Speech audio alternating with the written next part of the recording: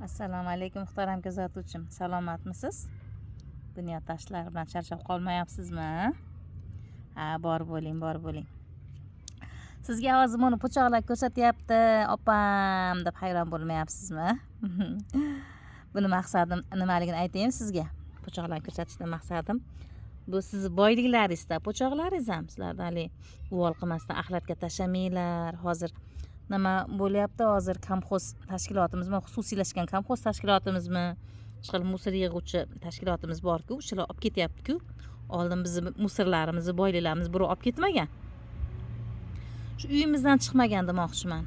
Hovlingizni bir chetini ko'ylab qo'yib, chuqurlab qo'yib, как hovuz sifatida haligi joyga o'sha uzumlaringizni barglarini, shu mana undan chiqqan nimalarni tashlasangiz bo'laveradi. Birinchi buni qushlarga berib oling, qushlarga tashab qo'ying bir chetiga. Mana yilmagan anorlar, hammasini shu ichida ushoqlar bo'ladi, yilmagan narsalar bo'ladi. Shularni birinchi qushlar yeb oladi-da, keyin qolganini axlatga tashlasangiz, shipirvorsangiz bo'laveradi. Olib axlatga demoqchi hamki, o'sha hovuz qilib qo'ysangiz, chuqurchoq qilib o'zingizga chirindi bo'ladi. Chunki o'zingiz yeringizdan chiqqan narsa o'zingizni hovlingizga chirindi bo'lib, boyligingiz o'zingiz bilan qolsin demoqchiman.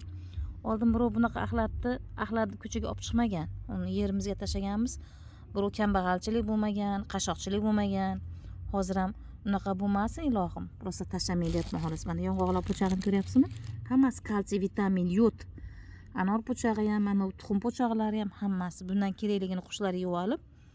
Chunki bizdan ortgani hayvonga, hayvondan ortgani qushlarga, u qushlarning og'zidan tushgani qurt qumursqalarga deb buyurilgan ekan. O'zi Alloh subhanahu haq taolo tomonidan.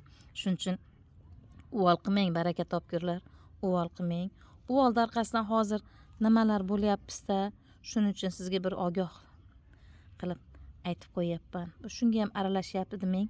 Kerakli mavzular uchun siz bilan bo'lishdim. O'zimda qiladigan ishlarimni, kunlik ishlarimni sizlarga ham aytkim keldi-da.